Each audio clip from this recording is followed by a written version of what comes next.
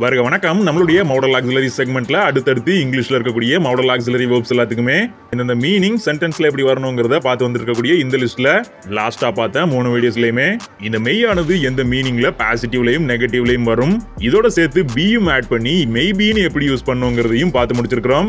இப்போ இந்த மெய்யானது கேள்வியா கேட்கிறப்போ क्वेश्चंसல எப்படி யூஸ் பண்ணுங்கிறத அடுத்தடுத்து எக்ஸாம்பிள்ஸோட தெரிஞ்சுக்க ரெடியா இருக்கிறோம். அதுக்கு முன்னாடி இதுவரைக்குமே நம்மளுடைய சேனல்ல vocabulary videos, new words, expressions, phrases and idioms எல்லாமே daily use sentencesக்காக எப்படி யூஸ் பண்ணுங்கிறத எக்ஸாம்பிள்ஸோட அப்பப்போ நடுவுல பார்த்துட்டு வந்துட்டு இருந்தோம். அண்ட் இதெல்லாமே நிறைய பேர் தொடர்ந்து வந்தா நல்லா இருக்கும்னு கேட்டதாலையும் இன்னொரு பக்கம் நம்மளுடைய வழக்கமான சென்டென்ஸ் ஃபார்மேஷன் ரூல்ஸ், இங்கிலீஷ்ல கிராமட்டிக்கல் எரர்ஸ் இல்லாம எப்படி எழுதணும் பேசணுங்கிறத பார்த்து வந்துட்டு இருக்கக்கூடிய இந்த தியரி வீடியோஸும் கண்டிப்பா நடுவில் எந்த ஒரு குழப்பமும் இல்லாம தொடர்ந்து வந்துட்டு இருந்தா நல்லா இருக்குங்கிறதாலையும் அந்த வீடியோஸ் எல்லாத்தையுமே அப்படியே தூக்கி நம்மளுடைய கிரவ் இன்டெலெக்ட் சேனலுக்கு லிங்குவல் எக்ஸிஸ் அப்படின்னு ஒரு கம்பேனியன் சேனலும் இருக்குது, இதெல்லாத்தையுமே தூக்கி அப்படியே அந்த நியூ சேனல்ல போட்டாச்சு. நெக்ஸ்ட் மந்த்ல இருந்து இந்த வீடியோஸ் எல்லாமே ப்ரொனன்சியேஷன் பிராக்டிஸோட இந்த நியூ சேனல்ல வந்துகிட்டே இருக்கும். ஸோ இந்த புது vocabulary, new words, expressions, phrases, sentence formation, daily யூஸ்ல வரக்கூடிய எல்லாத்தையுமே டெய்லி யூஸ் சென்டென்சஸ்ல எந்த ஒரு ப்ரொனன்சியேஷன் மிஸ்டேக்கும் இல்லாம ஃப்ளூவெண்டா யூஸ் பண்றதுக்கு தேவைப்படுறவங்க லிங்க் டிஸ்கிரிப்ஷன்ல இருக்குது, தாராளமா அங்க போயிட்டு அப்படின்னு சொல்ல முடியாது, ஏன்னா அங்கேயுமே நான் தான் இருப்பேன். அப்போ அங்க வந்துட்டு பாத்தீங்கன்னா இப்போதைக்கு எந்த ஒரு வீடியோவுமே அந்த இடத்துல இருக்காது. நெக்ஸ்ட் மந்த்ல இருந்து வீடியோஸ் எல்லாமே வர ஆரம்பிக்கும். இப்போதைக்கு சப்ஸ்கிரைப் மட்டும் பண்ணி வச்சுக்கலாம் அப்படிங்கறதையும் சொல்லிட்டு இந்த vocabulary நியூ வேர்ட்ஸ் சென்டென்சஸ்லாம் எனக்கு பிரச்சனையே கிடையாது. ஆனா சென்டென்ஸ் ஃபார்மேஷன்ல கிராமட்டிக்கல் எரர்ஸ் மட்டும் வந்துகிட்டே இருக்குது. இதை மட்டும் சரி செஞ்சா போதும் போ அப்படிங்கிறவங்க தாராளமா இங்கேயே கண்டினியூ பண்ணிக்கலாம் அப்படிங்கறதையும் சொல்லிட்டு வீடியோ ரெடியா இருக்குது. நோட்ஸ் எடுக்க நீங்களும் ரெடியா இருந்தா வழக்கம் போல எல்லாரும் சேர்ந்து சொல்லுங்க. வாங்க வீடியோக்குள்ள போலாம். முதல்ல இந்த மெய்யானது நாம ஏற்கனவே 3 வீடியோஸ்ல பார்த்த மாதிரி ஒரு ஆக்ஷன் வேலையானது நடக்கலாம்ங்கிறதையே குறிப்பிடும். நெகட்டிவ்ல வந்தப்போ நடக்காது இருக்கலாம்ங்கிறத குறிப்பிட்டது. அப்போ நடக்கலாம் அல்லது நடக்காது இருக்கலாம்னு குறிப்பிடக்கூடிய இந்த மெய்யானது கேள்வியா கேக்குறப்போ அதேதான், நடக்கலாமா, இந்த வேலையை ஒருவர் செய்யலாமா, மே ஐ கம் இன், நான் உள்ளே வரலாமா, மே ஐ கோ, நான் செல்லலாமா, இந்த மாதிரி எல்லாம் யூஸ் பண்றப்போ ஒரு பெர்மிஷன் கேட்கறதுக்காக யூஸ் பண்ணணும்னு எல்லாருக்குமே தெரியும். இது ஃபார்மலா யூஸ் பண்றதா அல்லது இன்ஃபார்மலா யூஸ் பண்றதா அப்படிங்கறதா நிறைய பேருக்கு கேள்வியா இருக்கும். இந்த எக்ஸாம்பிள் பார்த்தா உங்களுக்கே தெரிஞ்சிடும். Hey old man, may we post the money order on behalf of you. பெருசு, மணி ஆர்டர் நாங்க கட்டலாமா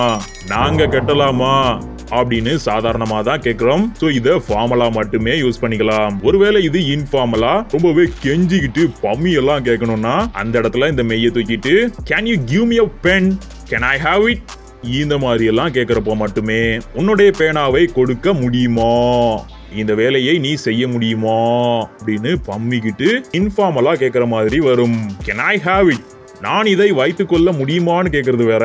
மே ஐ ஹேவ் இட்னு சொல்லி நான் இதை வைத்துக் கொள்ளலாமா அப்படின்னு சாதாரணமா கேக்குறது வேற.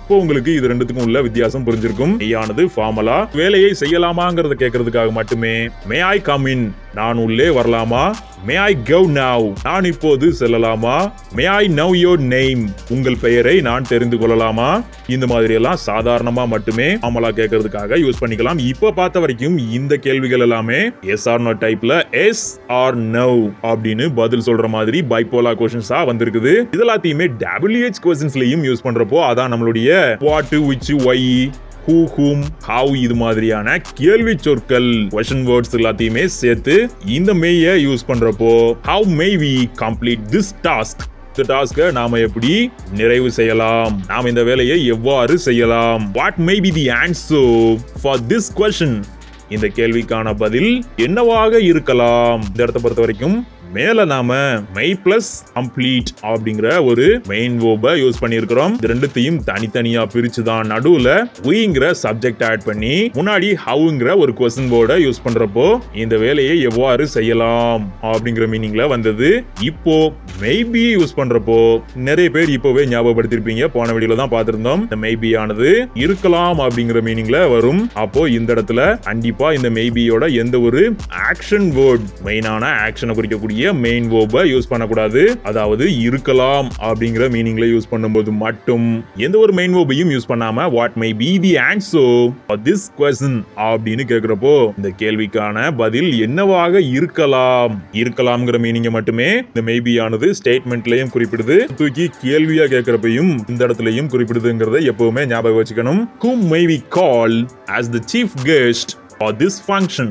இந்த ஃபங்க்ஷனுக்கு யாரை நாம சீஃப் கெஸ்டா கூப்பிடலாம், இந்த ஆக்ஷன் நடக்கலாம்ங்கிறதையே இந்த இடத்துல குறிப்பிடுது. அதுவும் கேள்வியா வர்றதுனால we may call as the chief guest அப்படின்னு ஸ்டேட்மெண்டா இருந்தத அப்படியே இந்த மெய் பிளஸ் கால் அப்படின்னு ரெண்டா பிரிச்சு நடுவுல இந்த மெய் ஆட் பண்ணி கேள்வியா கேட்கிறப்போ அந்த இடத்துல மறந்துடாம ஒரு கொஸ்டின் வேர்டையும் ஆட் பண்றப்போ whom may we call யாரை நாம் அழைக்கலாம் அப்படின்னு முழுமையான ஒரு கேள்வி எந்த ஒரு கிராமட்டிக்கல் மிஸ்டேக்கும் இல்லாம கிடைக்குது. இப்படிதான் இதோடைய சென்டென்ஸ் ஃபார்மேஷன். மறந்துடாம ஜாக்கிரதையா ஞாபகம் வச்சுக்கோங்க.